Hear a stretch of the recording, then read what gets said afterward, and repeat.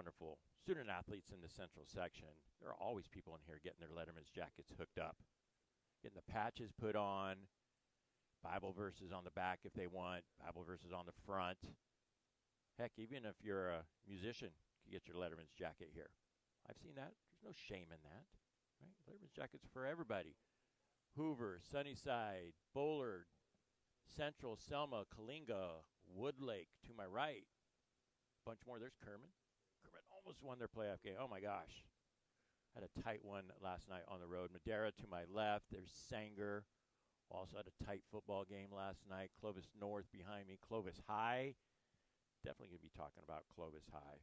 Got a few more sponsors I want to give shout-outs to as well. Thanks to Clovis Stone Masonry and Landscape Supply, located on Sunnyside, just south of Herndon. They directly sponsor my show. Thanks to those guys. Super nice people over there. Maybe you hear, if you're a listener to 1430 ESPN, you hear a lot of local commercials.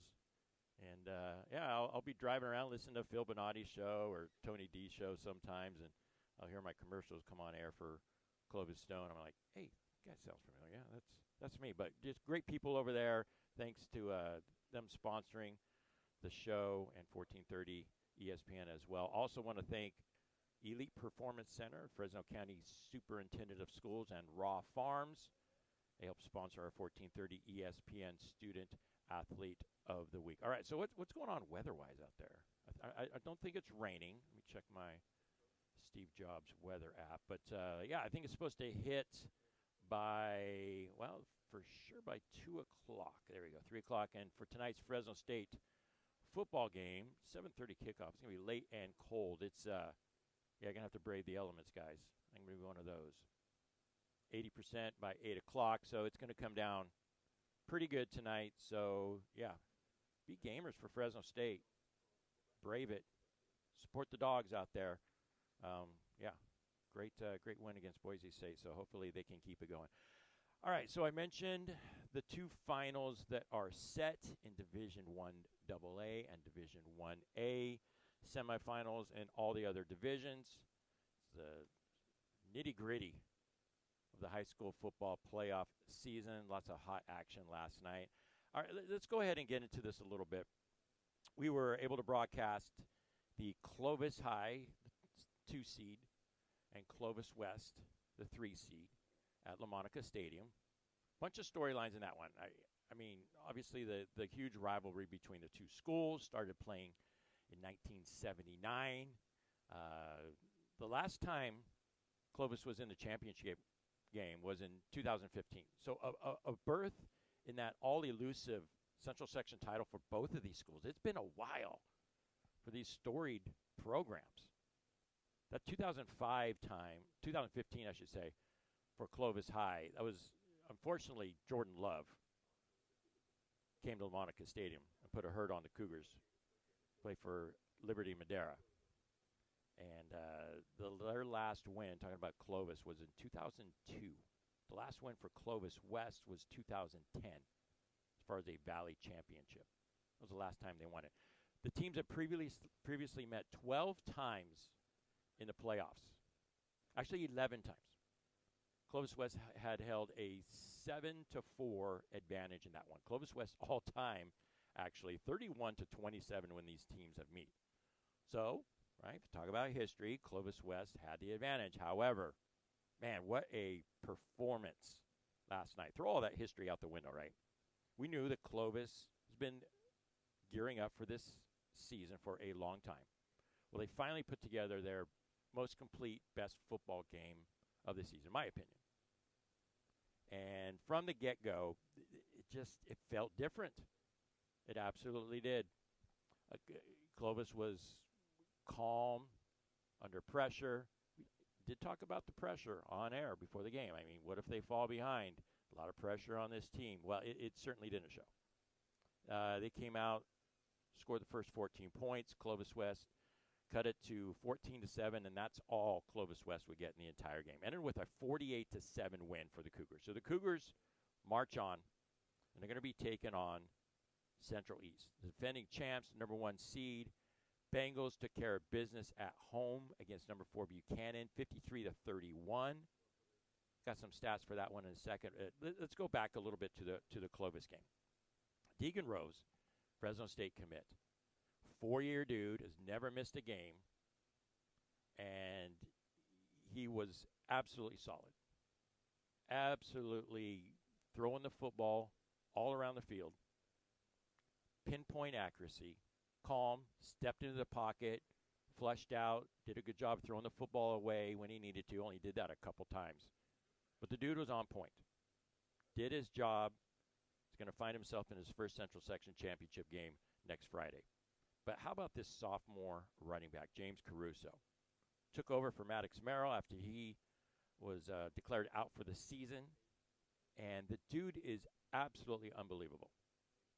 Maybe about 175 pounds, maybe 170, not real tall. But he caught 2 touchdowns, rushed for 2 scores, had 200 yards rushing. And Pat Hill was on the broadcast with Phil Bonatti and I. And I think we all trust Pat Hill's evaluation of players. He knows talent. I mean, look at the guys that he brought to Fresno State and developed over the years. You know, Devontae Adams, who a lot of people said he was a better basketball player than he was a football player in high school. But Pat Hill saw something in him. Rest is history for him. He's a Hall of Fame guy, in my opinion. Logan Makins, right? Mariposa. I mean, where do you find these guys? NFL champ. So he knows talent, and he was saying how good of a running back James Caruso was. He was so impressed. He was breaking down, man, this vision, hitting the A-gap. High school kids usually aren't able to do that and cut this way and follow blockers and be patient, put his head down, strong lower body, all that stuff. And the kid's only a sophomore. So he tore it up last night. The defense was on point. The offensive line did a great job. All of that equals a shot against Central East next week. We're going to have that game on 1430 ESPN. So remember, though, these two teams met. The game's going to be at Central East, Collegian Stadium. That game had 110 combined points, 61-49 Central East won, and it wasn't even that close. Clovis High actually got a couple late touchdowns in that one to make the score 61-49. But, yeah, excited. Tons of storylines. You know, can Central repeat as champions? Clovis going to win their first title since '02. Super pumped about that one. We're going to be talking about it all week for sure. So in this segment, I'm going to keep on rolling. This is going to be a long segment, so buckle up. I'm going to be breaking down the games from last night the best I can, as quickly as possible. Doing a rundown. So that will be continuing this segment. We'll take a break and then for about 5 minutes or so, I have some fun news and notes that I'm sure you guys will enjoy. Take another break around 10:40ish. Aaron Wilkins, the head coach of Clovis, so we'll hear from his perspective. I actually got to chat with him after the game a little bit. He's a smart cookie. He knows what he's got, and yeah, next week could be a monumental moment for the Clovis Cougars program. So we'll hear directly from Coach Wilkins. Top of the hour, Phil Bonatti's coming on, and we'll be going more in-depth in the brackets and setting up the matchups for next week. Then I like to do this rapid-fire thing at the bottom of hour number 2. We're going to do that. We've got Andrew Pincotti on the show. He's going to be calling, and we're going to talk to him for about 10 minutes.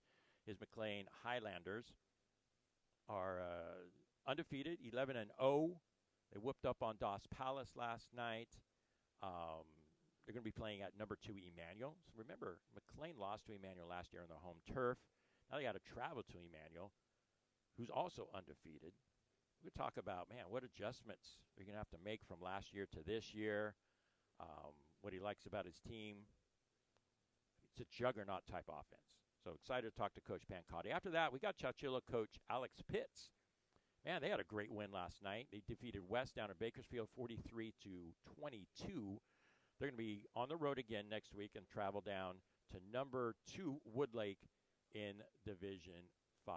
All right, so let me see if I can find there you go, the right link. And I'm going to go through the division scores, go through the brackets, set it up. Again, we'll talk about this more in depth with Phil Bonatti at hour number 2 around 11:05. So I mentioned Central East defeated Buchanan. A couple stat lines in that one. Actually, Buchanan was winning 21-14.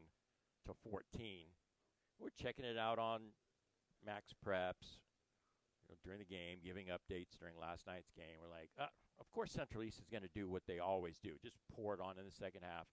And they absolutely did. Brandon Smith had 4 touchdowns, had a pick 6 to start that game. I think it was on the goal line.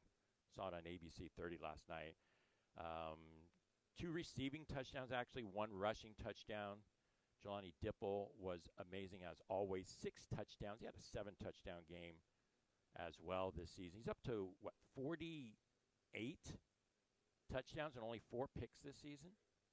Incredible. Bayon Harris with a couple more touchdowns. The dude's got 20 on the year right now. For Buchanan, hey, nice run from the Bears this year.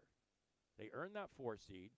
They've actually led Central East twice this year. Remember in the track, they were up 28-20 at halftime. But, hey, they got a lot of guys coming back. Tommy Devaney, their quarterback, had a pretty good game last night. He was only a sophomore. Devers, their running back, scored a couple touchdowns. He's back. The defense, a lot of those guys are returning. Hey, so Buchanan's going to have a really good team next season.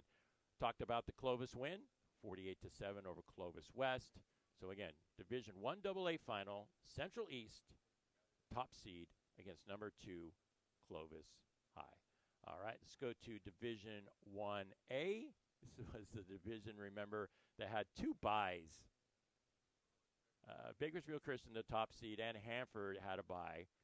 Bakersfield Christian had a tough one from Sanger, man. Sanger went down there, gave them all they had. Bakersfield Christian went up first 3-0. Went up 10-0. Sanger scored a touchdown to make it 10-7. Bakersfield and Christian got a really good place kicker. So they were able to line up for some field goals. Ended up winning 16-7. So congrats on Sanger for giving the undefeated Bakersfield Christian Eagles a tough game down there. And so that sets up a final with Liberty. So it's going to be an all Bakersfield final next Friday. Remember last year it was an all Bakersfield final with Bakersfield High and Frontier. I think there were 8,000 people that showed up last year. So I can imagine there's going to be a ton of people in next week's game. Liberty advanced by defeating Hanford on the road, 35-14. A young team for Hanford. Going to get a lot of guys back. Liberty's probably the most improved team in the Central section. They looked not good, to put it mildly, in the first 5 games of the year. 0-5. What the heck was going on with Liberty is what we were asking. But they won 6 out of their last 7 and find themselves in the D1 Single A championship. So, just what a great run. Great run from those guys in D1 Single A. All right, let's move on to D2 really quick. Actually, not really quick. I'll spend some time with these guys. Tulare Union, all over Kingsburg. That vaunted offense from them is just too tough to handle. 56-21 over the Vikings, who defeated Dinuba in round 1. They're going to be facing number 4 Aurora Grande, who defeated Garces 42-29. So this bracket is actually chalk. So 1 versus 4 in the top, Tulare Union and Aurora Grande. At the bottom, Redwood all over San Luis Obispo, 54-0. God, those Rangers are tough. Their running back, Burke, broke the school's all-time rushing record in last night's game. They are primed for a really, really good game against Bakersfield High. Central Valley Christian, the 7 seed, who's been to 7 straight Central Section championship games. They gave a really tough game down there in Bakersfield to the Drillers. They only lost 31-28. They were actually up early. Bakersfield went up by a couple touchdowns, but CVC made it a really, really tough game. It wasn't easy for Bakersfield. So, Division 2, Tulare Union Aurora Grande is going to face, the winner is going to face Redwood and Bakersfield. A really good bracket in that one. Hold on a second while I take a drink really quick and keep it rolling.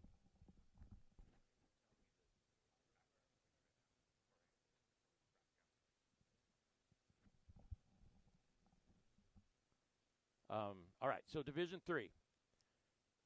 Big upset. Big upset. Number one goes down. That's Shafter. Shafter fell to Washington Union. Shafter had a 27-20 lead in that one, and Washington Union went on an incredible run. Fortunately for Shafter, their number one dude, Marion Sloan, stud running back, headed to Boise State, was not able to play in that game, and Washington Union took advantage. They're going to be facing Kennedy. Not a surprise. The number 5 Kennedy Thunderbirds, great team down there, great program, went into Visalia, beat Golden West 34-27, ending Golden West season.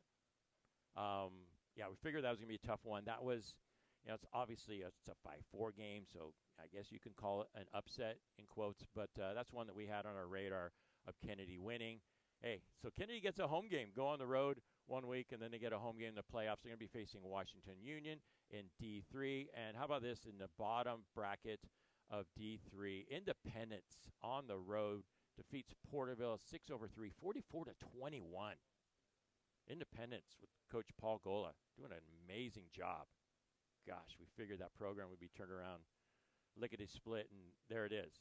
So they're going to be playing number 2 Wasco. Kerman had that game, as I mentioned, 27-20. Wasco's the 2 seed. Kerman was the 10 seed. And went for 2, did Wasco, and took the lead. And that sets up Wasco and Independence and Washington Union and Kennedy. A very, very solid bracket in D3. All right, so let's move on to D4, where there were 3 undefeated teams in this bracket. Templeton holds Coalinga to only 14 points. They score 40 on their own. Gosh, I saw finally a couple of highlights last night of Templeton, and they got some dudes. That quarterback, he looked pretty big. Yeah, he looked like a dude. So Templeton, the 1 seed, still undefeated, defeated Coalinga, like I said, 40-14. They're going to be facing north of Bakersfield, who had to come back to beat the Roosevelt Rough Riders, the 5 seed. So Ricky McCoy and his group, amazing season from those guys. They fall 40-32. That was a game that they were leading in the 4th quarter. So Templeton against North, that is 1 versus 4. And another chalk bracket. I mentioned McLean. Coach Andrew Pancotti's coming on the show at around 11:30. Defeated Dos Palace. I figured this would happen. McLean's offense is an absolute juggernaut. 53-7 was that one. Vernon Lacey, amazing quarterback, only a sophomore. Before this game, had a 44-0 touchdown-to-interception ratio. And who are they going to be taking on? How about Emmanuel, the Eagles, continuing their undefeated streak? So those 3 teams still alive, undefeated. McLean, Emmanuel, Templeton, and North in the top bracket. Emmanuel defeated Napomo 32-7. The difference in styles between Emmanuel and McLean, just pretty much the polar opposite. Emmanuel's going to try to slow you down, run the clock, make the possessions limited. I'm very curious how that game's going to play. I would love to be at that game, but we're obviously broadcasting Central East and Clovis High. But that's going to be a good football game down there at County Line Stadium in Reedley, right down by the river. It's a fun place to watch a football game. All right, in Division 5, what do we got here? Morro Bay fell to number 1 Liberty. Morro Bay had a 2014 lead in that one, or 14-7. They were ahead by a touchdown, but Liberty prevails, top seed in Division 5 for a reason. Really strong team. They're going to be facing Bishop Union. The 4 seed defeated Cabrillo 22-19, and Chowchilla goes down to Bakersfield, defeats West 43-22. Good win for Coach Pitts and his program. We're going to be hearing from Coach Pitts towards the end of the show. He hasn't been on the show yet, so it'll be good to talk to him. They'll be facing number 2 Woodlake, who defeated Reedley 31-14. So Chowchilla and Woodlake at the bottom of the bracket facing Liberty and Bishop Union. We got one more bracket to take care of. Actually, yeah, 8-man's on here on the CF website. So we'll go over 8-man stuff. Division 6. Minarets are going to be facing Boron, one of the element schools from the desert area. And below that, Orosi defeated Fireball 42-7. They're going to be taking on Miramonte, who defeated Foothill 28-7. Minarets got there by kind of a tough game against Mendota, 31-21. Boron defeated Kern Valley 26-19. All right, let's give some 8-man love here to CIF website. It actually takes you to the Max Preps brackets, which are fun to look at. Fresno Christian defeated Layton. I don't know who's going to beat these guys. Eagles 42-0. Emmanuel Christian, not to be confused with Emmanuel Breedley, 38. Mammoth, which is a long drive. My gosh, it's way out there. 33. So 38-33. So Fresno Christian is going to be taking on Emmanuel Christian. That's going to be on the 21st at 7 o'clock. All right. So there you go. Hope I gave you a little snapshot, synopsis. We'll dive a little bit deeper with Phil Bonatti about that. Yep, great games last night, man. A few upsets, games that came down to the wire. Really excited about next week's game. We're going to be talking about that a lot. Just a lot on the line. A lot of high-stakes stuff next week. So we'll take a break. I got a few fun news and notes things for you guys. I got some basketball news, a little bit of baseball news as well. You guys heard about Josh Hokett, what that guy's doing? Speaking of Clovis High, that dude's making a little name for himself again. So I'll have some fun news and notes for you. We'll take a break, and we'll come back to that. You're listening to all on the Central Valley Sports Report on 1430 ESPN. 1430 ESPN is giving you the best seat in the house. The athletes, the stories, the action that loyal fans want to get inside the game. Whether it's high school, college, or the superstars you know today, Phil Bonatti is taking you behind the bench to give you the best perspective of sports in the Central Valley. Listen to Behind the Bench with Phil Bonatti every day from 3 p.m. to 6 p.m. Monday through Friday. Don't miss it and tune in only on 1430 ESPN Fresno, the Central Valley's local sports leader. Get ready for the ultimate Monday Night Showdown, only at Chukchansi Gold. Starting September 8th through December 29th, win your share of $80,000 in giveaways, including $51,000 in e-cash. Earn entries all day Sunday, Monday, and Thursday. Then join us for drawings every Monday from 5 to 8 p.m. Swipe your rewards card during the game inside Firehouse Lounge for a free entry into over $28,000 in prizes, including football gear and more. Game day starts here at Chukchansi Gold. Are you an athlete ready to level up your performance the raw way? Introducing the Raw Athlete Program from Raw Farm. High schoolers, gym warriors, and pros. Submit now to join and get a free raw milk drop and protein powder for recovery drinks. 100% A2A2 cream top whole raw milk from seasonally grass-grazed cows, non-GMO, certified humane, and crafted for serious gains. Perform like a raw athlete. Visit rawfarmusa.com to submit today. Find it at your local Sprouts location. At FFB, we know behind every business is a person. That's why we're more than a bank. We're a partner, a farming-focused bank for hard workers, a future-forward bank for big dreamers, and a family-friendly bank for the next generation of owners. From first ideas to major milestones, we're here to help you chase your goals and score big. So what can FFB mean for your business? Find out at ffb.bank. That's ffb.bank. FFB Bank. Let's win together. Fresno, if you haven't tried Chopped Cheese Bodega yet, you're missing out on serious flavor. Right on the northwest corner of Blackstone and Bullard, next to the 7-Eleven, they're serving up that authentic East Coast chopped cheese the Valley's been talking about. Loaded sandwiches, crispy fries, and house-made sauces that hit just right. This isn't your average deli. Follow at Chopped Cheese Fresno on Instagram to see the full menu. Real meat, real cheese, real good. Chopped Cheese Bodega, Bullard and Blackstone in Fresno. Come taste what everyone's talking about. Basketball is here at Fresno City College. Come cheer on the Rams, both men's and women's teams, two of the top programs in the state, where every game is fast, fierce, and full of heart. Don't miss your chance to see championship-level basketball live at FCC. Want to know where the Rams play next? Or check schedules for other sports? Visit FCCRams.com for full fall and winter athletic schedules. Be part of the tradition. Be part of pride. Fresno City College Athletics, where champions compete and fans bring the energy. Summer's winding down, and fall is the perfect time to get your home ready for the cooler nights ahead. At Lee's Air Plumbing and Heating, we've been keeping Fresno families comfortable since 1981. A seasonal service now means peace of mind all winter long, knowing your system is ready when you need it most. When the holidays come, your home will be cozy and welcoming for everyone who walks through the door. Don't miss out on the comfort you deserve. Call Lee's Air today and step into the season with confidence. Every morning, we rise and shine. Back in 30. Brush away the night's rest. These routines help us start the day off right. Nature-made vitamins are a simple step. I don't know why. There's no No, I don't hear an echo. No. Yeah, there's echo. It might just be the external speaker like getting picked up by the mic. No, the external If it's mic's not working. oh, is it not? Okay, well then I don't know. Yeah. All right. Yeah, you're good though. Okay. Disease. Yeah, we're back. All right, we are back. That was a long segment. Felt a little long-winded to that one, but yeah, lots of great football games last night. Setting up the championship games, Division One, Double A and Single A semifinals, and all the other divisions.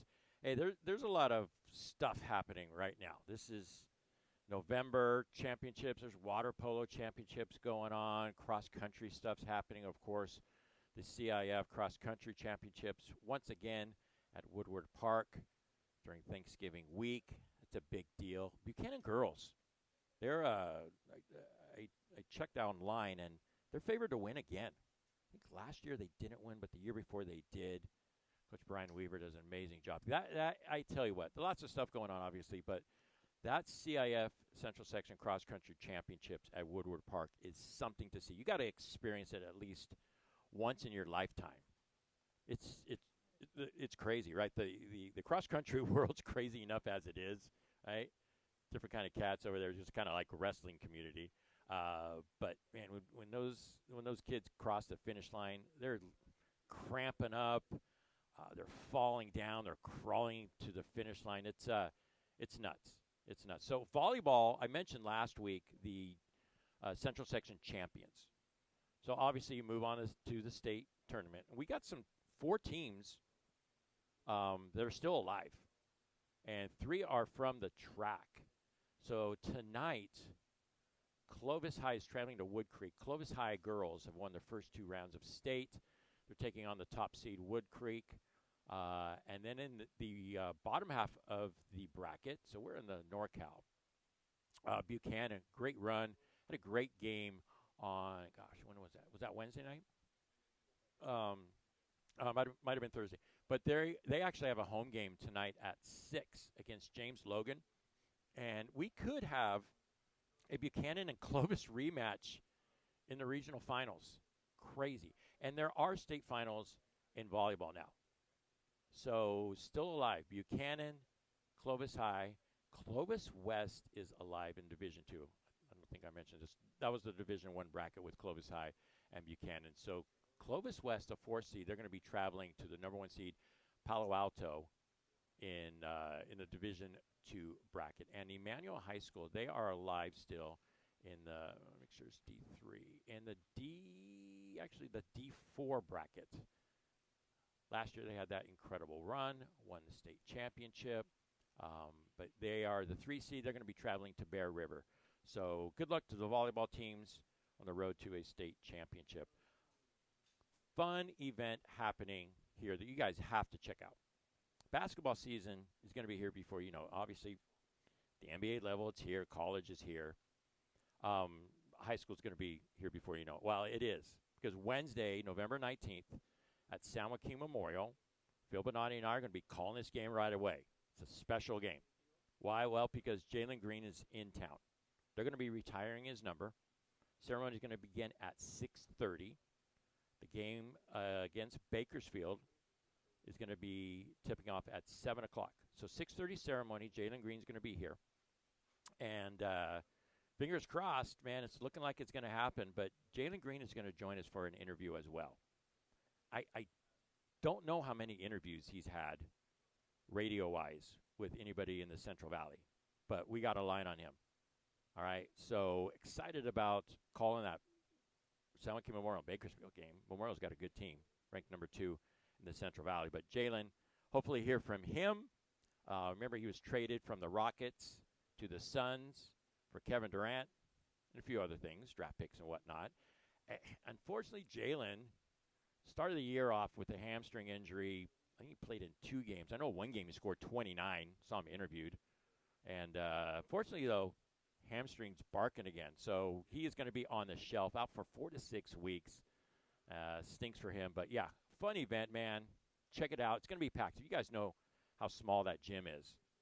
And I know tickets are being sold online, so go ahead and find that on social media. So cool stuff. Excited about that. Couple baseball things really quick. Never too early to talk about baseball, in my opinion.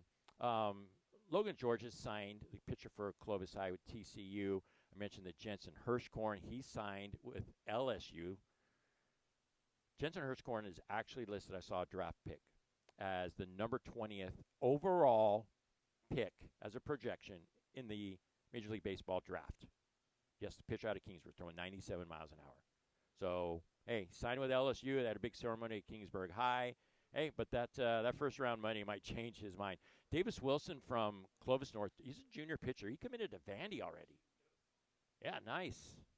Great school. We know their pitching history, so congrats to him. And Austin Finnegan, a standout dude from Buchanan, 4-year player, center fielder. He signed with Cal.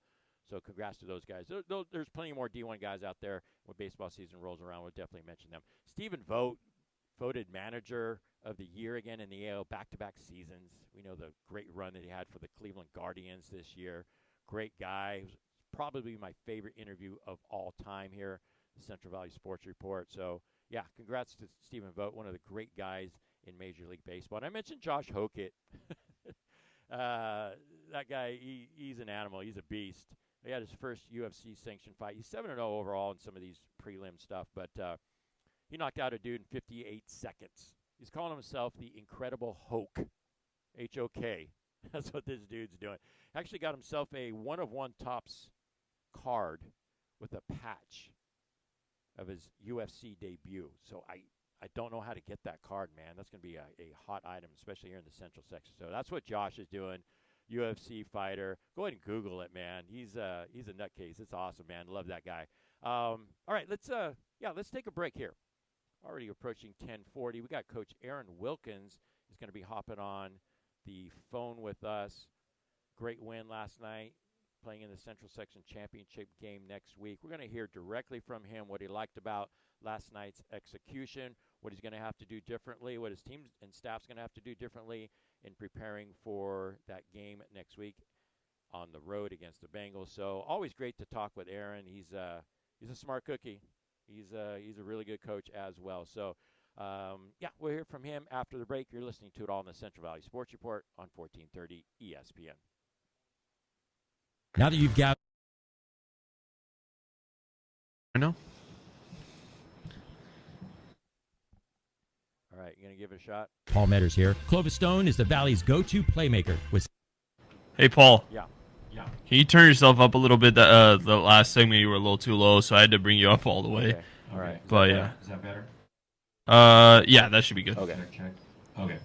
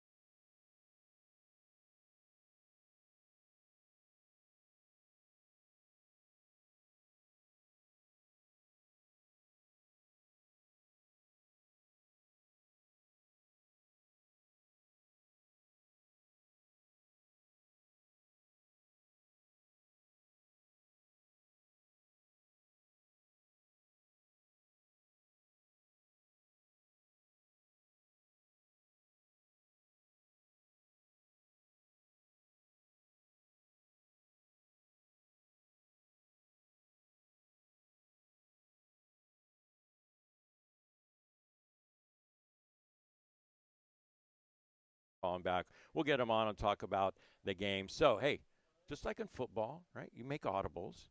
Right? If the game plan doesn't go as planned, you got to pivot, you got to shift a little bit. So luckily, Tanvir, who I mentioned is producing the show, was at last night's football game. So he's going to play the part a little bit of Coach Wilkins, because I know he's got some great answers. He actually was able to walk onto the field a little bit because we thought that the playing conditions might be an issue. And I don't think it really was. A little bit of concern, but I don't think that played a huge factor. But Tanvir was there, sat behind us a little bit, and so he was able to have eyeballs on last night's game. So, hey, Tanvir, thanks for joining me for this segment. Hey, just lots of storylines going into that, right? I talked about the history between both schools. You know, they met a few weeks ago in their final game. Heated rivalries, all that stuff. But your main takeaways from that game are what? The takeaways that I got from that game was I think James Caruso is one of the best running backs that I've seen in a while. That guy, he is a game changer for that team, and I think that if they can ride him in this championship game, I don't know if there's going to be a team that can stop him, especially how young he is, right? And Coach Pat Hill, I mentioned that when I talked about the game a little bit. He was just so impressed with his vision, his balance. I started making tally marks about how many plays in a row when he carried the football that the first guy and the second guy missed. And I was up to like 7 in a row. I mean, he's a wrestler. He's low to the ground. He doesn't dance a lot. He's not trying to juke guys out necessarily. So, he scored 5 touchdowns in their last matchup against Central East. He did what he did last night. That diving catch, why don't you go ahead and explain that diving catch to end the half? Because it was 21-7, right? Still, if Clovis West can go to halftime down 2 scores, they're going to get the ball back at halftime. Like, hey, okay, cool. But they score a touchdown on what I think it was 39-yard pass from Deegan Rose. But talk about that catch that Caruso made to end the half. No, I mean, it just goes to show how athletic that guy is. And, every game that I've seen Clovis High play, they're able to make their mark at the end of the second quarter and get the momentum to go into the second half and just run away with the game. And, that catch is just indicative of how good that team is in high-pressure scenarios and late in second quarters. As long as they can get those leads in that first quarter, they kind of just run away with it. And Caruso showing that not only does he have the contact balance and the ability to just truck through guys in the running game, his ability to catch passes is also there as well. So when you have a weapon like that, it really puts strain on those linebackers because they don't know what they're going to do. Absolutely. And Deegan Rose was on point as well. I think he missed his first throw, and then there was a drop pass in the first half, and I think the rest of the first half he completed every pass. Just how impressed were you with his poise, his ability to stay in the pocket and make every throw? Yeah, and, coming into this game, I thought that Clovis West was going to have to be able to get to him in terms of the pressure, and I don't think that he did get sacked, or if he did, number 0 got him, once later in the game. Yeah. But it wasn't to the point where he was affected at all, and I think that just goes to show how good Deegan is in terms of being able to stay in the pocket, regardless of if it is clean or not. I think that he always takes his time to get into the game, and once he does, it's very hard to stop him. But yeah, Deegan, I thought looked really good last night. Obviously wasn't able to hit on every type of play that they're used to because of the conditions. Sometimes the drop passes because of the rain were going to be there regardless. But I still think that offense looked how it usually does regardless of condition, and I think Deegan is the reason for that. Offensive line played great. Defensive line played really well. Yep. What do you think? Okay, so how many times have you watched Clovis High play this year? Is that the 4th time now? Yeah, I think that is it's either the 3rd or the 4th time. Okay, so it's the third time that we broadcasted. You might have gone to another game that we broadcast a different one on to check it out. So how have you seen this team progress over the season? I felt like last night's game was their most complete game, but from the beginning, right, through some of the lulls, but how do you think this team has improved and playing at what type of a level right now?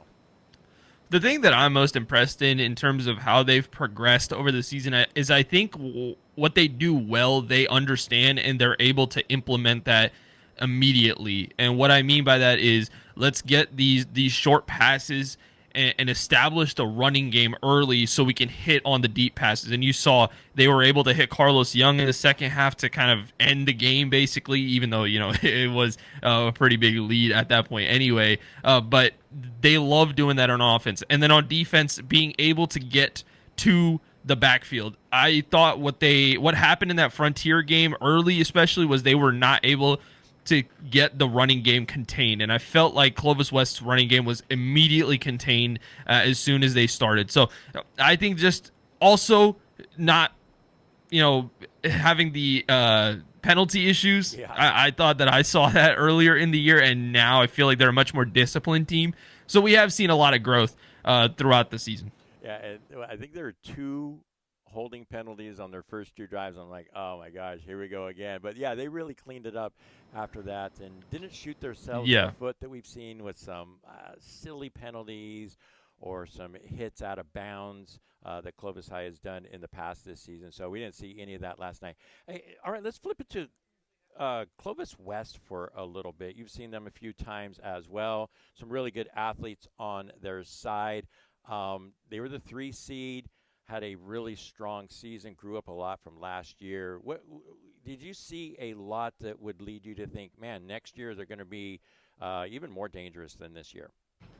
Yeah, I think whenever you have youth on a team, the biggest thing that you're trying to look for is, can we see something in this team that they can replicate down the line? And, what I'm seeing from this team is they have playmakers, and they should be able to grow with them. They got a quarterback it's a sophomore, and I think the more that these guys are implemented into the system as the years progress, I think you're going to be able to see a better Clovis West team.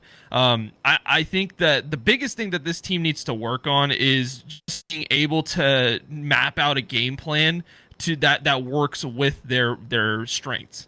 I was talking to you last night. I just felt like this team has ideas and they have some good weapons, and you saw that on the touchdown pass, right? JJ Howard was able to work through the pocket and just throw a bomb down there. I got a pretty good shot of that. I showed you that video. That was pretty cool. But yeah, I think they have good ideas. I think just being able to replicate it on multiple bases and just being clean. I think when the game gets out of their hand, just being able to settle down, calm down, and just progress with the game and just be like, how can we get to the next step? How can we just get back into this game?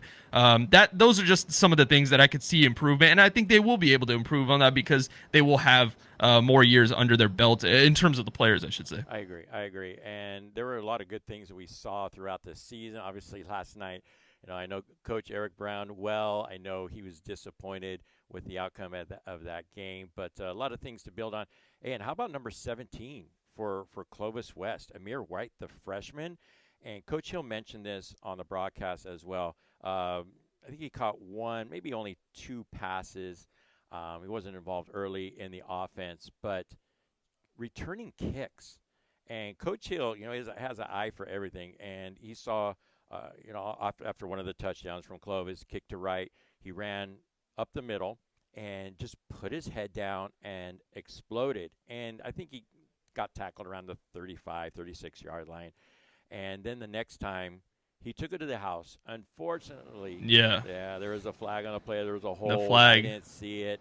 But he was kind of untouched. And he, you could see that burst of speed. Only a freshman. And we did confirm He is the son of former Fresno State star wide receiver Rodney Wright. And right when we confirmed that, Coach is like, oh, yeah, you could tell. He's fearless. He's got the same body type. He's only going to get bigger. I'm sure he's a hard worker like his dad. And I covered his older brother, Rodney Wright II, who was one of my favorite guys. He played with Adrian Martinez, played with the Schramm twins as well, those great teams from Clovis West in the past. But, yeah, Amir Wright, that's a name to keep an eye on. He was an explosive little player, wasn't he?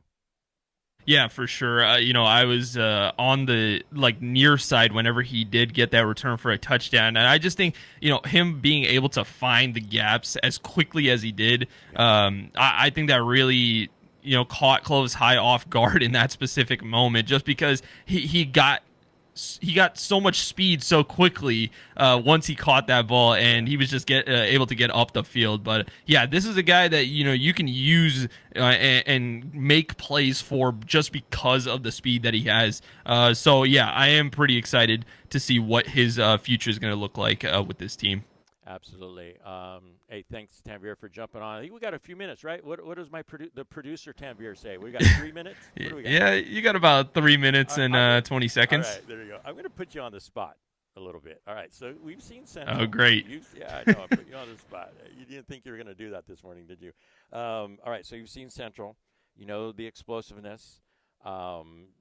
Giving up a lot of points, let's be honest. The first time these two teams met, it was 61-49.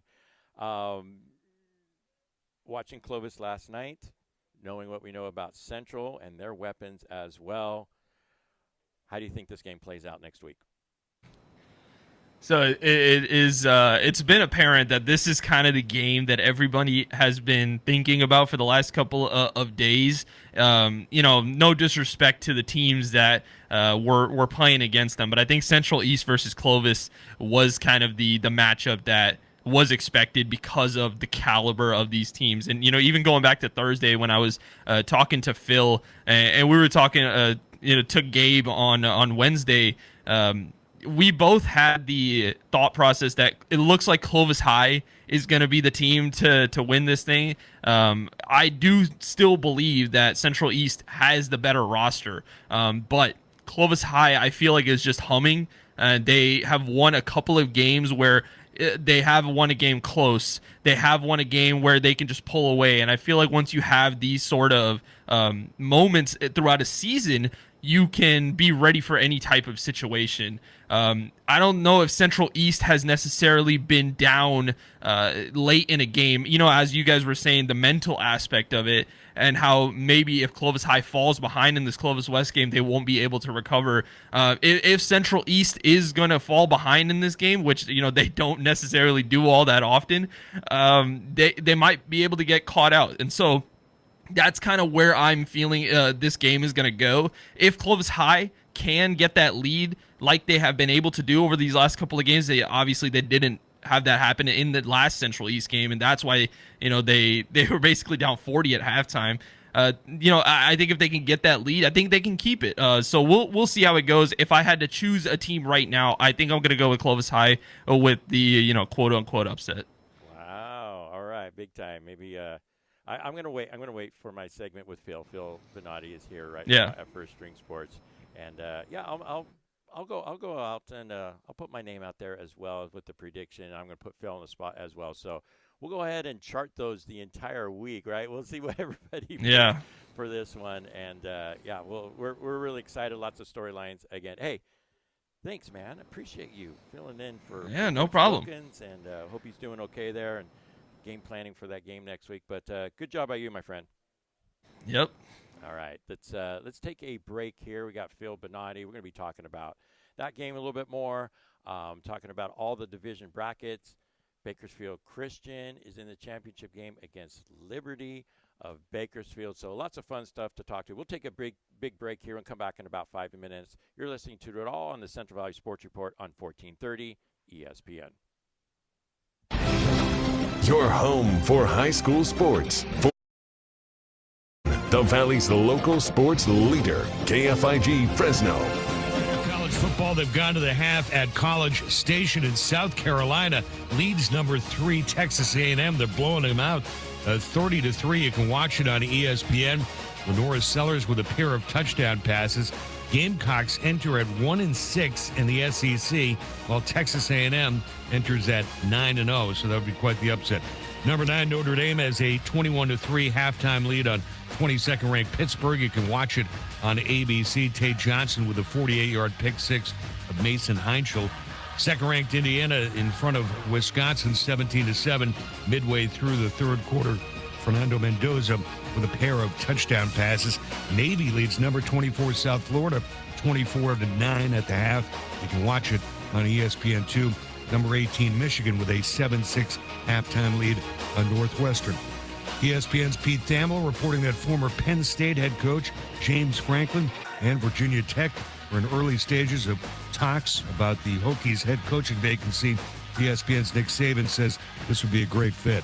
I don't think there's any question about it. And if you focus on what he's done, what he's been able to accomplish, how many games he's won, rather than what we sometimes do in the media and talk about what he didn't do in terms of beating ranked teams, this would be a great hire for Virginia Tech. They would get a class guy and a class coach who would be very successful, I'm sure. Nick Saban on College Game Day. NBA news, the Pelicans firing head coach Willie Green after a 2-10 start. Hey, this is Rich Eisen. Coming up on Monday's show, we'll break down all the biggest storylines coming out of NFL Week 11 and preview the Cowboys and Raiders on Monday Night Football and much more. That's Monday on The Rich Eisen Show on Disney+, the ESPN app, and ESPN Radio. Fresno County is filled with talent, but opportunity doesn't always reach every student. The foundation at FCOE is just $100,000 away from reaching our $1 million endowment for excellence. This fund safeguards life-changing programs, from academic decathlon and career expos to arts, leadership, and college readiness, ensuring opportunities for students now and for generations to come. Join us. Every gift builds tomorrow. Visit fcoefoundation.org/raise to 1 million.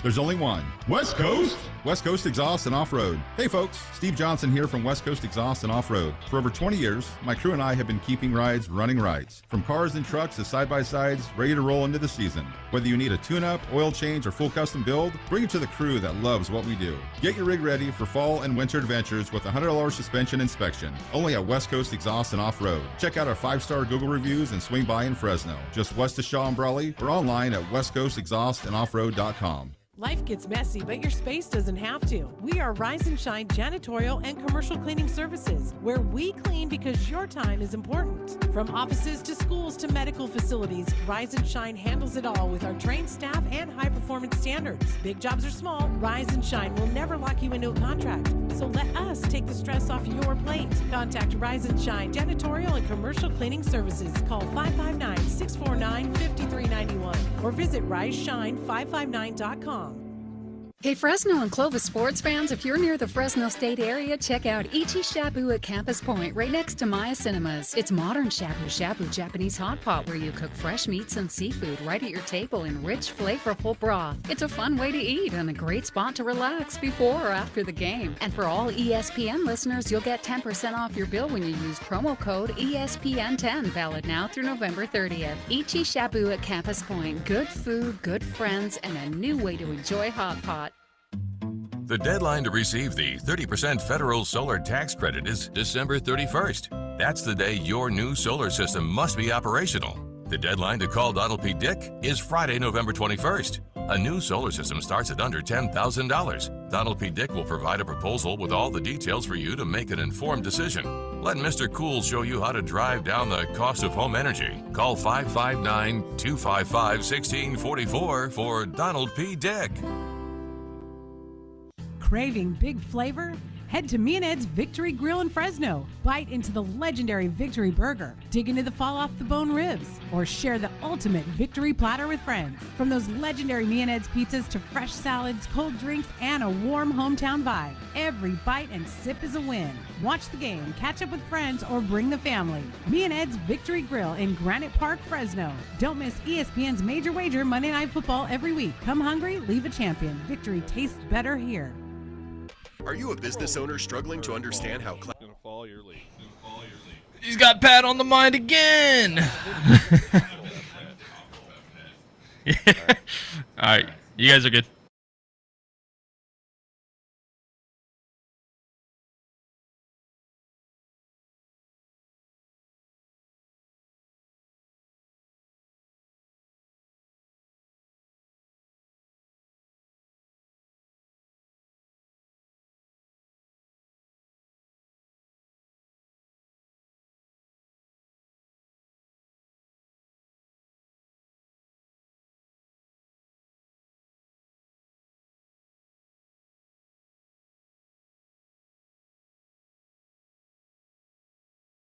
Shirt is your kid's favorite napkin. Great. I'm gonna need more Tide. My mom gave me that shirt. It's a mess out there. Tide Power Pods have 85% more Tide versus Tide Pods.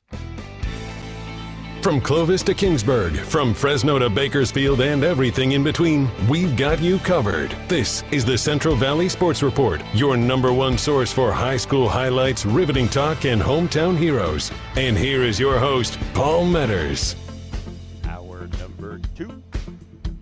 The Deuce here on 1430 ESPN. This is the Central Valley Sports Report. And I'm your host, Paul Metters, live here at First String Sports on Blackstone Avenue, in between Sierra and Herndon, Letterman's Jacket Room. It's where I do my show. People are getting it all shaped up, man. Parents come in here, all with their sons and daughters, get it all laid out. Obviously, lots of equipment as well. I like the hat wall. I don't mention the hat wall enough, right? You walk in straight ahead. You got Buchanan. I got to turn a little bit. You got Bullard. Look at all those different Bullard hats. Uno, dos, tres. There's probably like 10 different types of Bullard hats. Clovis West. So, hey, they are supporters of the Central Valley for darn sure. So, First String Sports, just amazing day one sponsors for me. All right, so I had a great talk with Tanvir, filled in for Coach Aaron Wilkins about last night's game. We spent a lot of time talking about the game. Well, because there's lots of storylines next week with Central East and Clovis. I mean, tons. And I'm bringing on my guy right now, live here, in person, in studio, wearing the sweatshirt, shorts, and flip-flops, even though it's 59 degrees. He don't care. He's done some times in the Dakotas. It's a California fall. Right? It's the stereotypical look. This is what I was in college every weekend. Do you even feel cold? I know you did. You put your jacket on about, halfway through the game last night, right? But do you even – like you're just built for it? You don't care about the cold? I always argue cold's a mentality, Paul. Right. That's where I sit with it. It's just you either feel cold or you aren't cold, and you get through it at a certain point. Although when you get to 10, when you get to about the single digits, yeah, okay. I don't get to experience that much. Right, the gloves start coming out. You got to get the beanie out. Then you start protecting yourself a little bit. But all right, yeah, you've been through a lot in your life, Phil. I filmed a game in 10 below degree temperature and snow before, so today might be nothing for me. All right, yeah, you're a gamer. You're going to be out there. I'm going to be out there as well. Coach Hill brought his rain jacket. He had an Atlanta Falcons rain jacket. Look great. He did look great. Vintage. I should have brought I have a vintage Patriots 90s jacket, kind of like a breaker, like a what's the company called? I can't remember. Starter. Yeah, it's Patriots starter jacket from my dad's collection, and I inherited it, and I should have rocked that last night. You should have. Yeah. I got to show you that jacket at some point. It's a pretty I sick love jacket. it. I love it when Coach Hill brings up, he'll just throw in there. Yeah, when I coached with the Browns with Belichick, when I did this, when I did that. I just love those little snippets. He gets in and gets out with that info. Exactly. All right, so let's chop it up maybe from a different angle. Last night, 48-7, Clovis obviously moves on. Let's talk about the offensive line. Mm-hmm. So when I did talk to Coach Wilkins last night, he mentioned, Phil, and I didn't text this to you, I should have, that 2 of those offensive linemen from Clovis were non-starters. So a couple dudes did not go to practice for some reason on Tuesday. So Coach Wilkins is like, hey, all right, go to practice. And I'm not going to, I don't know. I'm not going to play you. Yeah. So 2 of those guys on that offensive line were not penciled in to be starters at the beginning of the week. So talk about the line play from both sides. Deegan Rose, he got sacked at least once. Clean jersey. On the flip side, J.J. Howard, had a tough time. But line play from Clovis looked pretty darn good. I'd be none the wiser if I didn't know those were the 5 starters from last night, from what they did and what they played. And, when you hear a running back talk about how he has a fantastic night, which I'm sure if you talk to James Caruso, the first thing he credit is what his offensive line did. with how many yards he accumulated. What, Paul? He was at a 200 pace. We got him at 200 total. 200 total yards last night on the ground, and you can't get all of that from most of it. You could say Caruso, but you can't say all of it with the amount of gaps he was able to run through. And on the flip side, the protection that Deegan Rose had. I think it was late in the games where obviously maybe a little fatigue rolls into it, and he was starting to get hit a little bit at the back end of the game, but it was well in hand in that aspect. So when the game mattered, they protected the best they could, and when the game mattered, they blocked the best they could, and that's where they were the most effective, and that's why they jumped out 28-7 at the half, going 34-7 midway through the third. It was clinical. It was something they're going to be proud they put on tape for sure. But I know it is a different beast next week, and I do want to give some credit to Central East going into this game.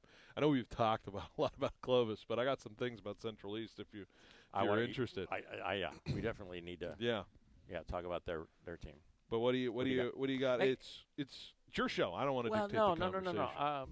All right. So giving a lot of love to Clovis. Lots of storylines headed into the game. The Drive for 9 mantra has been going on for a while, Phil, and they've been building up for this season. I did mention on air, too, I'm like, at the beginning of the year, if the championship game was not going to be Central East and Clovis, I was going to be mad. And here we are. It's happening. Central East, if you just kind of go the matchup games, running back rise, receiver, Brandon Smith, receiving rise, Bayon Harris, 20 touchdowns is a lot of receiving touchdowns for that junior. I got to go to Cal High Sports and see where he ranks as far as the state goes. Dipple, I think, is up to 48 touchdowns with only 4 picks on the season. Efficient. Six touchdowns, no picks last night. No picks. Yeah, amazing. 6 of those touchdowns came 15 completions, 16 touchdowns. Yeah. So go figure there. Impressive. If I were to break down this game a little bit more, I would say most of the advantages is going to go on Central East side. Mm-hmm. Experience, a year older from last year's championship team, right? They've been there before. Quarterback is really efficient. We haven't seen him make a lot of mistakes this year. Receivers, comparative to Clovis High, that's I give the edge to Central a little bit, but it's pretty darn close. It's the match, the home field, the coaching, the experience, those definitely give an edge in my mind to Central East. I put Tanvir on the spot, so if I were to make a prediction, I still say Central East is going to win the football game on Friday. They're my pick. Is Clovis High, right? If they find themselves down, we know that they can, move the ball up and down the field pretty well. Got some explosive ability. The defense for Central East concerns me a little bit. They given up a lot of points. They found themselves down at half to some football games. So lots of things to think about. But in the end, I think the defending champs are going to take it. Well, I think we had a lot of conversation. I was hearing a lot about it. Specifically, I think the storyline that I think is the number one going into this game is which running back is going to reign supreme potentially. Because if we're talking about Caruso, who has played head and shoulders above of what he has been projected, I would say, for this season. This was a season where James Caruso, maybe wasn't even supposed to start this season, and now he's doing what he's doing. But I sit here and look at what Brandon Smith has done and the impact he's had. Paul, he had another pick six last night? I think it was 97 yards. Okay. 97-yard pick six. His impact on defense, once again, I don't know how many pick sixes he has this year. I think he is a higher impact player on both sides of the ball. No, I'm not taking anything away from James Caruso, but if I had my money on a player showing up in a game like this, Brandon Smith, who did it last year against Clovis East, had the game-sealing touchdown that basically iced the game, and we saw where he broke away. He's going to have those moments if they play the way they have been playing over the last 2 years, and he's the best in the Central Valley of what it offers, in my opinion. And to be the king, you got to beat the king in that sense, right? Is that kind of what you talk about in terms of football? And I just want to point out how incredible Brandon Smith has been this year. I don't think anybody is not recognizing that, but if I had to pick one, to me, Brandon Smith still leads, in my opinion, as the top player in this Central section, and the game is going to be about what his impact is on both sides of the ball, and I don't see him shying away from a bright lights moment. This kid has a lot of pedigree when it comes to the plays that matter the most, especially in that last game against Clovis. He I think, outside of a nice block on the outside, he alone gave him a 14-0 lead with a little under 2 minutes to start that game against Clovis. First play from scrimmage, right? Boom, yeah. Busted on the outside, pick 6. So he definitely affects the game in many, many ways, numerous ways. He's the best player in Central Section. I said that from the beginning of the year. Big-time players make big-time games or plays in big-time games. Yeah. It's a pretty simple thing to say, but a dude like that, we've seen it numerous times, multiple times this season. All right, quick fun stats, right? I'm a big stats guy, and Central East does a good job updating their stats. Last night's games are in here. Cool, right? 1,665 rushing yards for Brandon. I think the last 2 games he actually hasn't reached 100. He was at 67 last night. He was their leading receiver last night, 117. 117. I was just literally looking at the stats now. Yeah. He's the leading receiver sometimes from that high fly. When you have your running back as your leading receiver and your quarterback's over 390 in a game and 6 touchdowns, sometimes you don't see the running back that way. It's like Christian McCaffrey-like with the way he kind of goes about it. You got to account for number 2, right? Every time you're playing Central, he's exactly. 25 touchdowns on the ground. What is he up to? Receiving-wise, only his 5th. So last night. So I again mentioned Bayon Harris. Xavier Jones is a talented. I think he just picked up a D1 offer. Defensive back as well. Those couple sophomore receivers, of course, E.J. Morgan as well. So hey, we're here for it, Phil. If it's anything like last year's game, we're in for a good one. All right, so I promised everyone we'll break down the other divisions the best we can. Division 1 single A. The bracket, right, just looked bare, which, well, it is because it's the 6 teams, 2 buys. So I got a feel for Hanford a little bit, right? In my heart of hearts, like I kind of knew Liberty was playing such good football that it was going to be tough for Hanford to win that football game.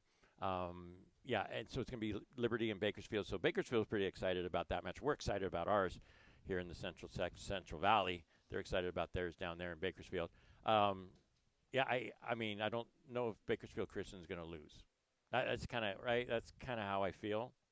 Well, they once again kind of shutting down their defensive-minded team first, and Liberty is a team that can be explosive on the offensive side. So it's a classic battle of what can persist in terms of the good defense versus good offense side of things. Not that the other units aren't necessarily capable, but I like to believe that Bakersfield Christian has an edge in this game, especially with the winning streak, the 11-0 start. But then again, Paul, we've seen teams go undefeated into a championship game, and things get a little tight when you feel like a perfect season's on the line. People talk about it. People around town, people around campus.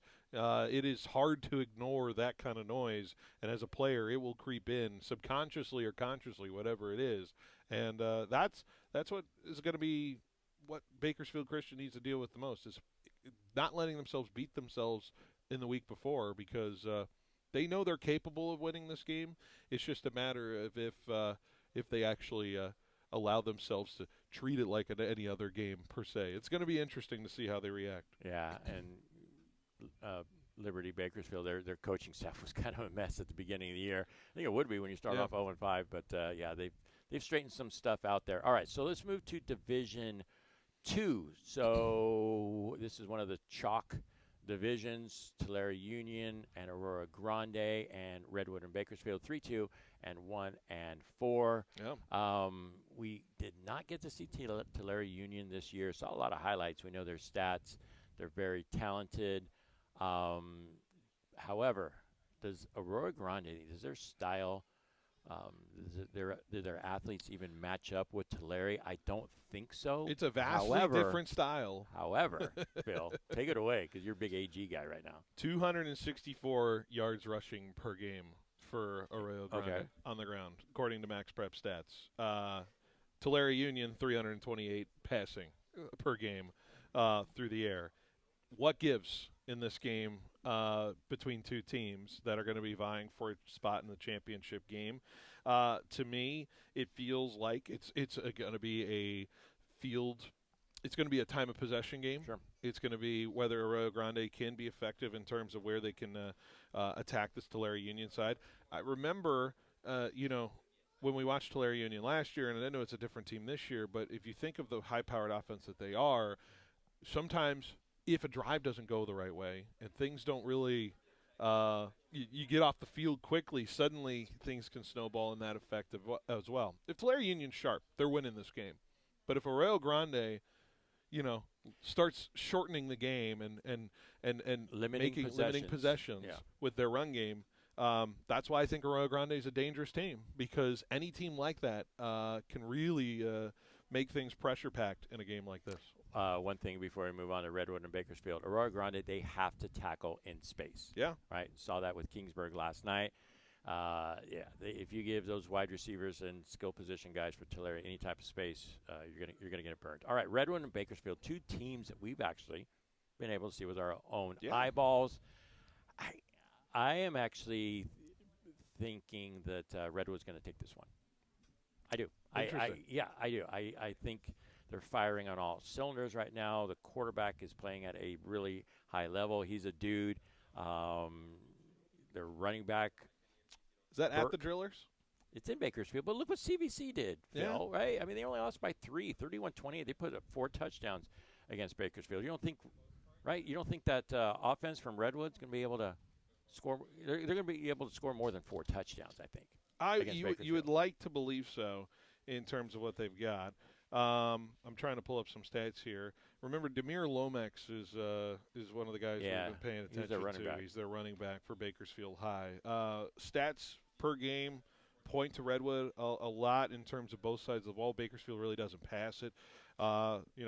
Jordan Ariola's got a little bit of an arm in terms of that aspect of it. It's the defenses that went out, though. It's the way this will match up in terms of it, and maybe it's a balance of what caliber opponent that they've each played. Bakersfield, according to what I've been seeing in the scoring side, they start slower in these games. Redwood jumps out to a little bit of a better start in these games from what they've seen in this season. So I could see the edge going Redwood in this favor. I'm kind of leaning your way. But we'll see what it plays out at Bakersfield High. I'm predicting a Tulare Union and Redwood matchup in that division. That'd be an interesting one to broadcast, maybe.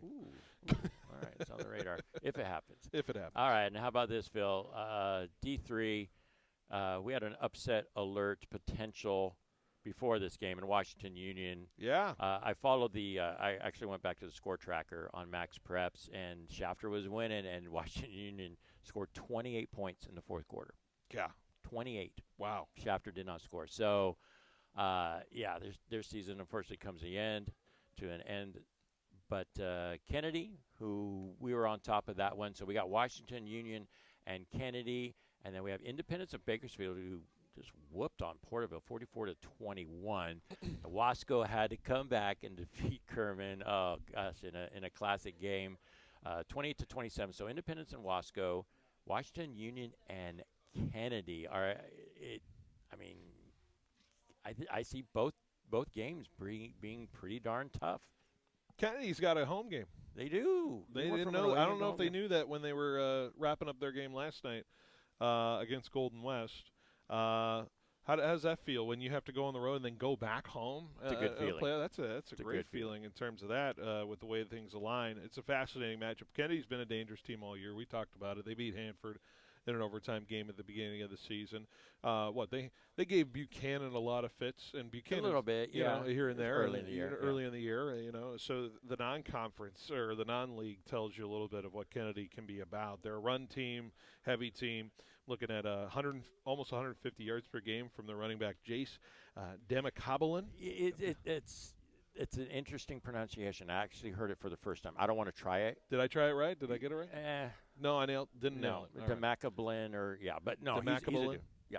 Okay. It's not. That's actually not it. It's way different. No, I'm not as sharp as last night's pronunciation. You were on point last night. I was showing off a little bit last night in terms of it. I like what Washington Union has, though. I've been seeing some big stat lines from Jariel Albert.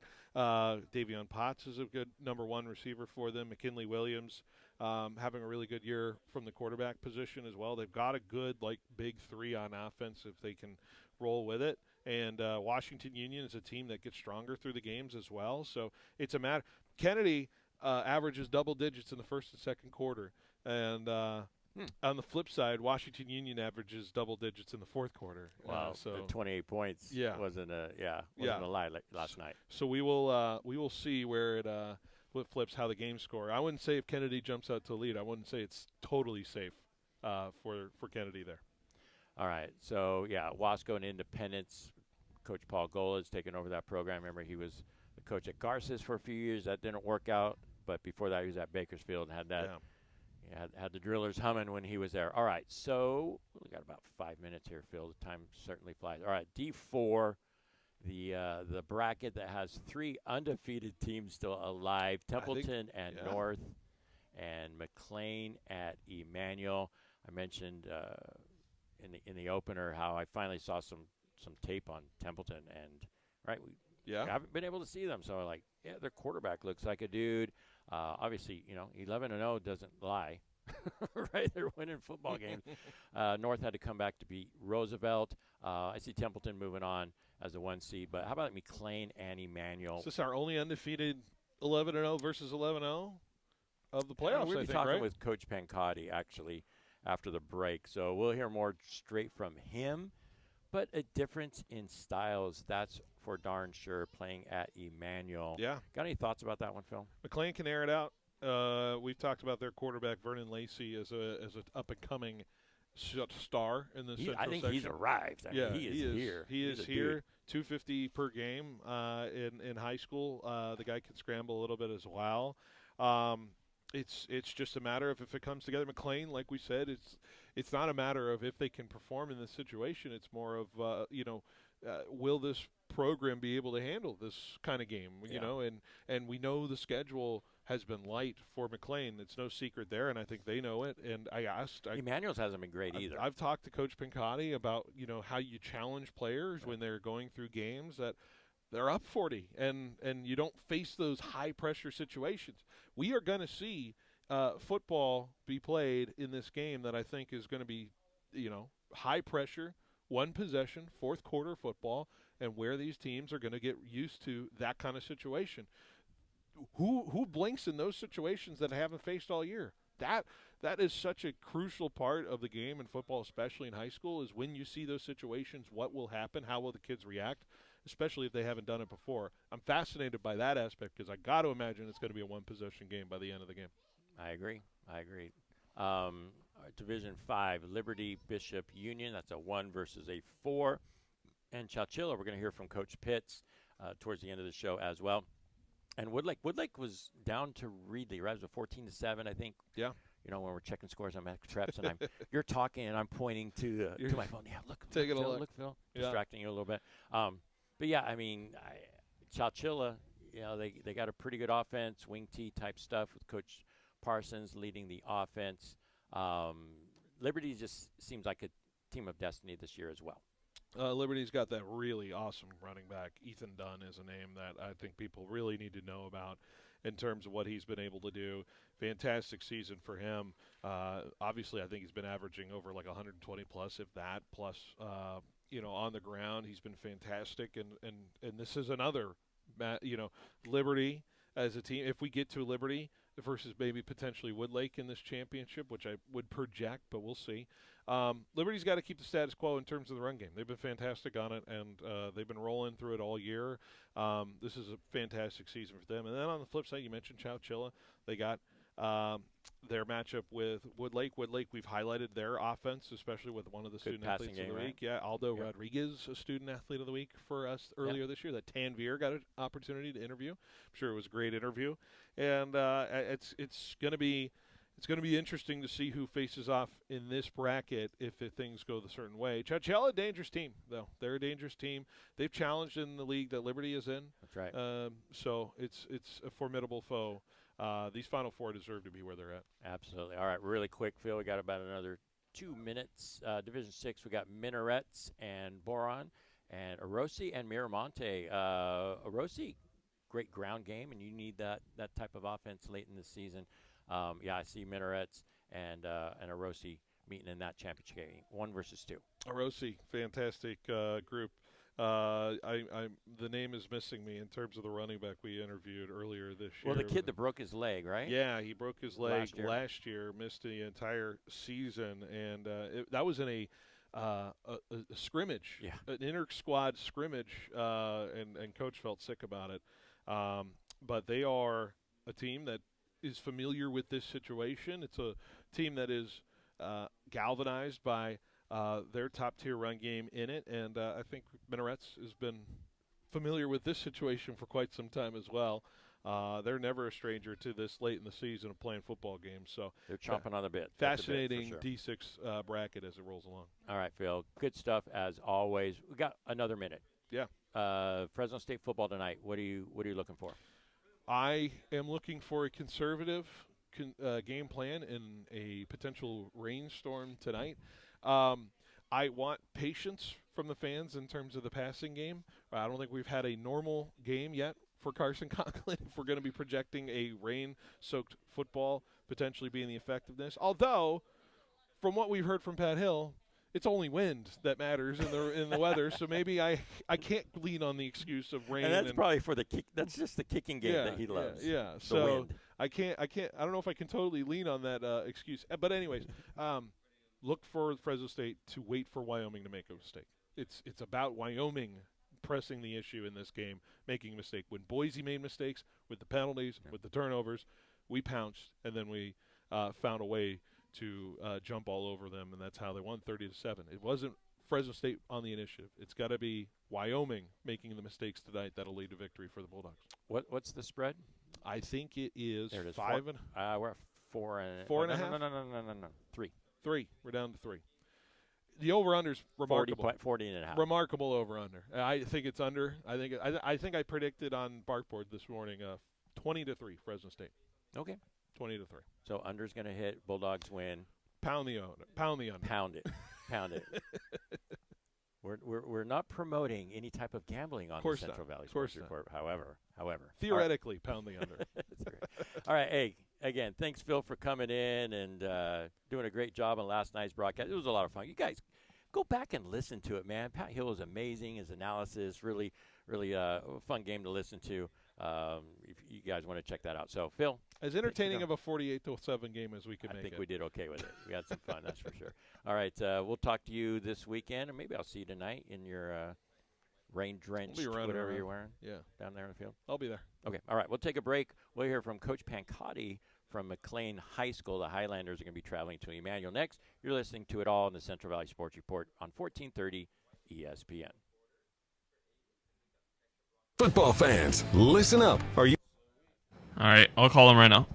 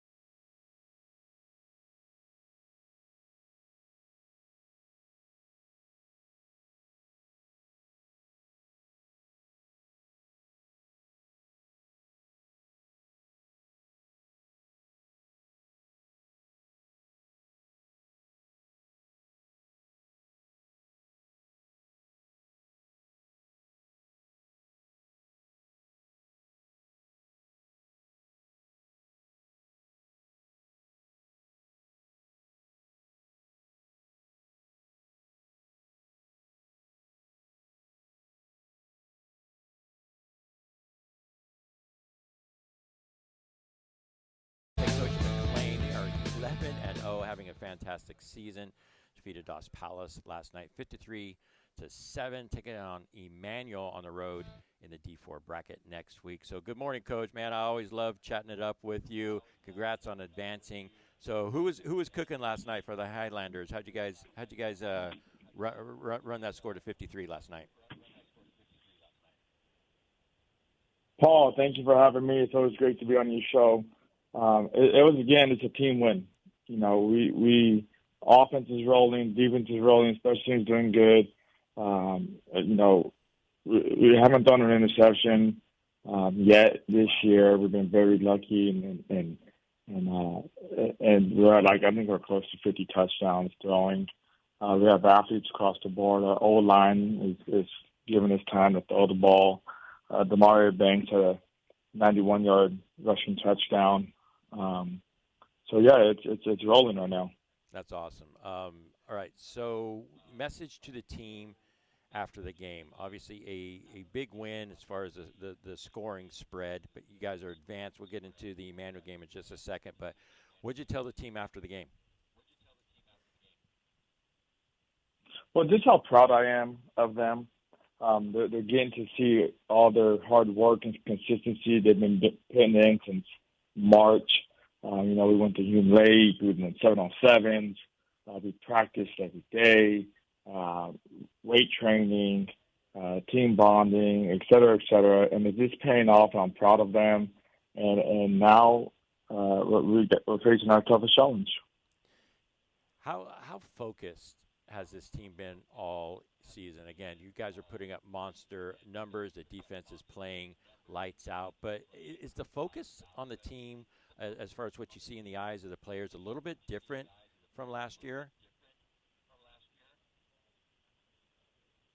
Yeah, I think every year, this is going on my 5th year. I think every year we've gotten better as a culture, as a team, as a program, our leadership. And right now, the leaders I've had them since their freshman year, and these kids are winners. They're leaders, the multipliers. They want to have success, and they know what it takes. And it's great to be a part of. Absolutely. I'm curious about the mentality of the offense when they go on the field. Do they get mad when they don't score? I'm just curious. I'm like, hey, you have the mentality of like, hey, we're going to score on every drive, whether or not it's a long pass or a long run or, heck, maybe a sustained drive. But is that kind of the mentality of the offense? Like, gosh, dang, we should score every time we have the ball. Yeah, well, we can score on every play. That's what's great about having all the athletes and the arm strength that Brennan Lacey has and our O-line. And so, yes, they're like, we don't punt often. Even if it's 4th and 6, we believe we can get 60 yards in one play. Like, I'm not worried about 6. We can go 60. So yes, they don't want to punt, and they do get upset when they make mistakes. But we talk a lot about when we make mistakes, like being coachable, what's our response, what's going to be our reaction. And so on. And that way we keep our head in the game and not all emotional. I tell them, I want you to play with emotion, but I don't want you to be emotional. Yeah, that's a big part, especially when you're coaching young and talented players like you have over there at McLean.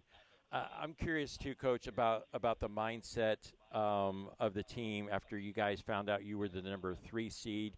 Having an incredible season, 10-0. I don't know how much you follow that high school ratings and see where you guys jump or teams that jumped ahead of you. But in the last couple of weeks, before the end of the season, Templeton jumped up, Emmanuel jumped up. You guys were the 3 seed.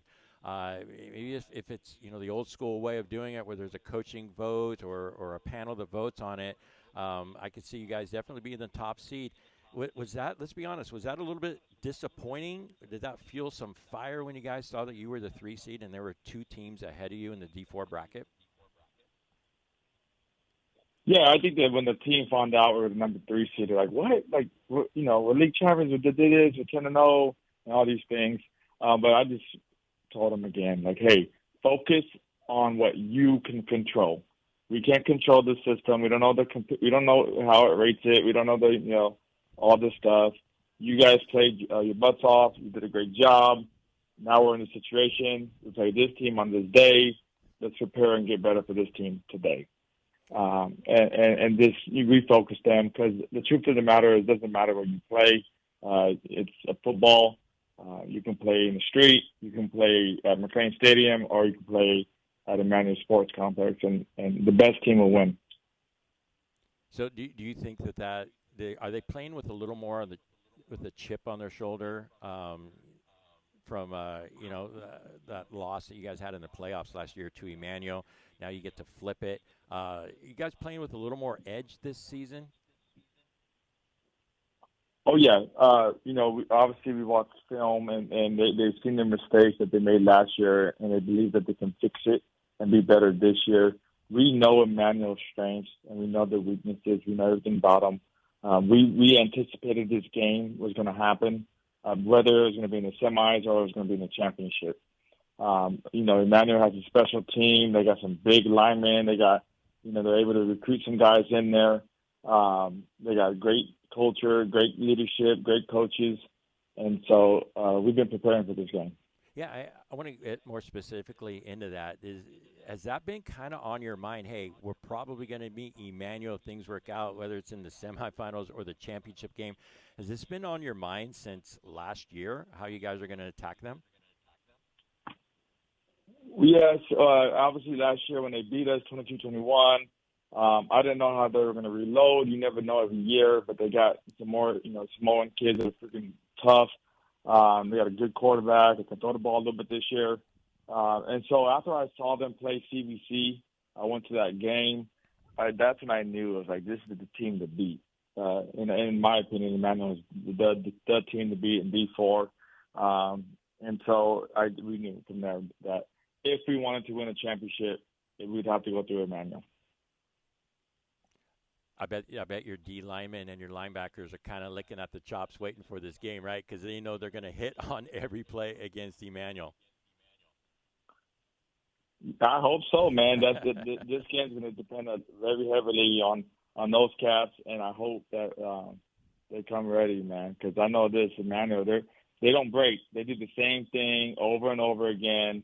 They don't break. They believe in what they do, and they're really good at it.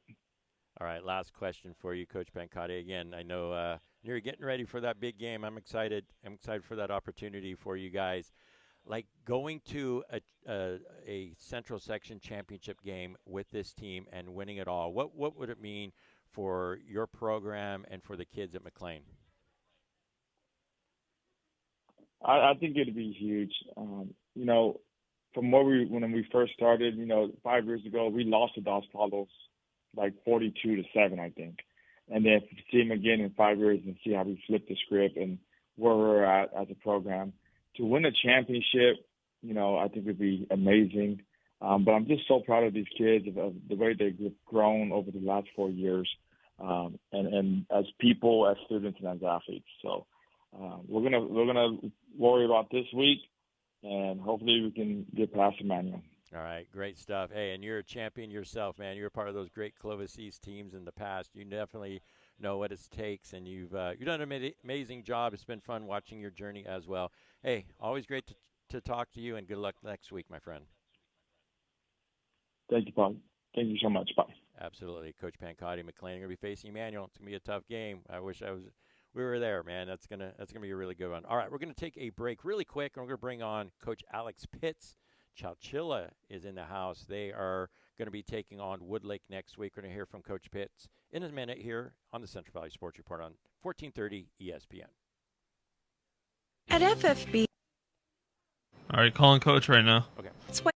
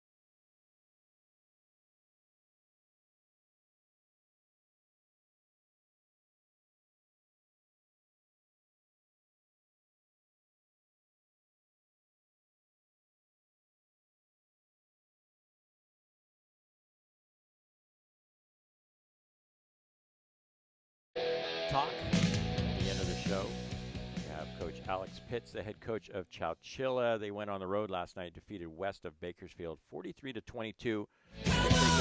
Number 2 Woodlake on the road. So, Coach Pitts, congratulations on that great win last night. Hey, thanks for jumping on the show as well. Just kind of walk us through that win, what was working. Obviously, you got a very strong ground game this year once again. So what was cooking for you guys last night? You know, we've done a really good job offensively. We've struggled a little bit defensively this year, but last night everything seemed to come together. So we're really good up front. I've talked about him in the past, but Mike Parsons, our offensive coordinator, is just so on top of it. Our offensive staff is so good, and you know, our kids are getting it, and they're coming together at the right time.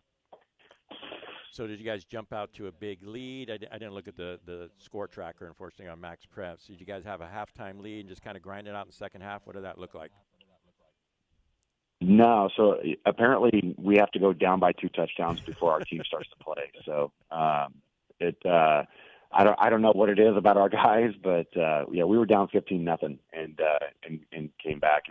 It was probably the best second quarter I've ever been a part of as a coach.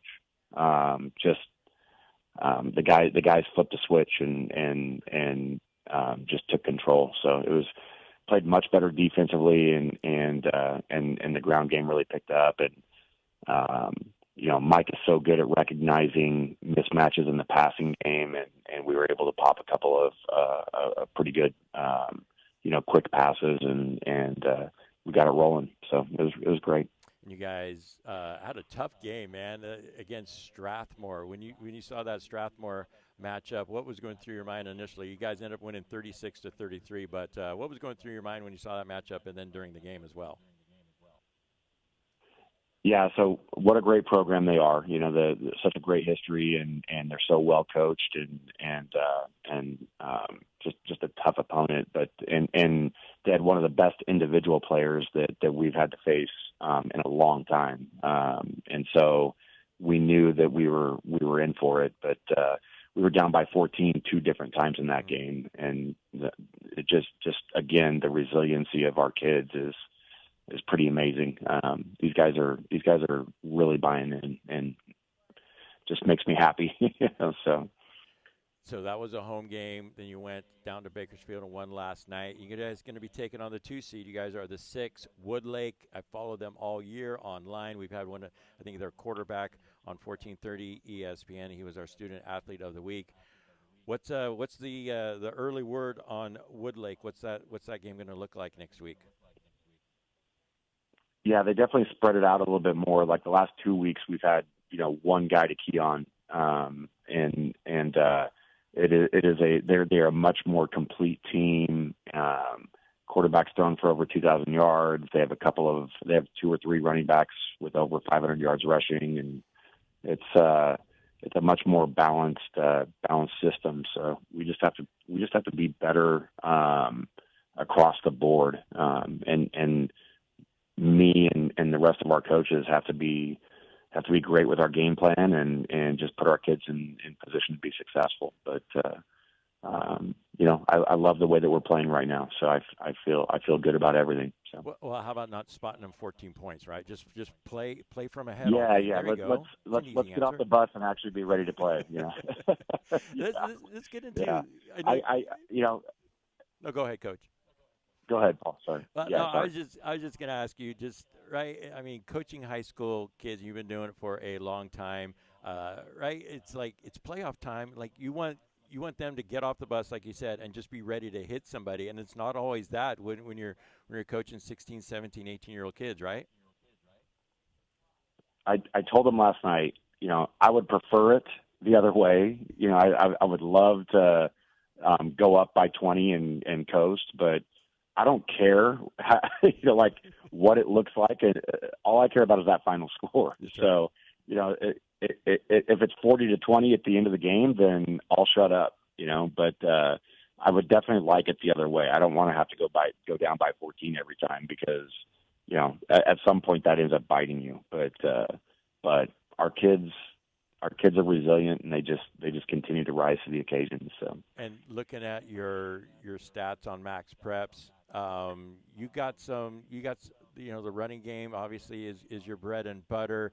You got a lot of guys with a lot of carries this year. 49 total touchdowns on the ground is pretty darn amazing. Just kind of talk about the makeup. I see a sophomore, I see a junior, I see another sophomore as some of your main dudes. What is the makeup of this year's football team for you guys? So we're senior heavy on the offensive line. Every starter on the offensive line is a senior, but we only have 2 returning starters from last year's team. So they're guys that have just put the work in the program, and it's now their time. And it's taken us a while to get to where we need to be. So we're senior heavy up front, but we were inexperienced in the beginning, and then all the skill guys are super young. Quarterback's a junior, who was a receiver for us as a sophomore last year when we brought him up. He was the JV quarterback, but we brought him up and made him a receiver. And he's just a fantastic athlete and a great young man. And we've got 3 other sophomores starting for us, and our best overall athlete is a sophomore. So, and then we're getting contributions from seniors that are, kind of one-way guys that are just really making great contributions. So it's really just about a bunch of young men understanding what their roles are and embracing that and just being the best they can be in those roles. And it's really starting to click. Like we're getting better as the year goes on, and that's exactly the way that we wanted it to be. We knew we were young in certain positions, inexperienced in some positions, but had the ability to be really good. So we're just all I wanted from them was to be a little bit better every week. And we had some hiccups on the way, but we're getting it. We're even in special teams, like guys are finding roles, and that's when things become special. So. And yeah, you guys definitely need that. Every team needs that role in their playoffs. Games get tougher and tougher, and need to be firing on all phases. Hey, Coach, thanks for jumping on with us, man. I wanted to have you on this year, so this is perfect timing. Right? Great win last night, and you're traveling down to Woodlake. So, hey, good luck the rest of the way, and hopefully we'll talk to you soon. Always a pleasure, Paul. Thanks for having me on, man, and I love it. Enjoy every bit of it. So. All right. I appreciate you. Yeah, good job this year. All right, hey, that is a wrap. Lots of high school football talk. Hey, a couple little fun news and notes as well. Remember, Jalen Green, ceremony retirement, jersey retirement on Wednesday. We'll have that game on 1430 ESPN. We're also going to be broadcasting the Central East and Clovis D1 AA championship game as well. Hey, thanks to all of you guys for listening. Really appreciate it. Thanks for Tanvir for producing the show and jumping in. Thanks to Phil Bonatti, Coach Alex Pitts, and Coach Andrew Pincotti for jumping on as well. Have a great rest of the week, everybody. Stay dry, and we'll talk to you soon. Your home. All right, good show, Paul. The Valley.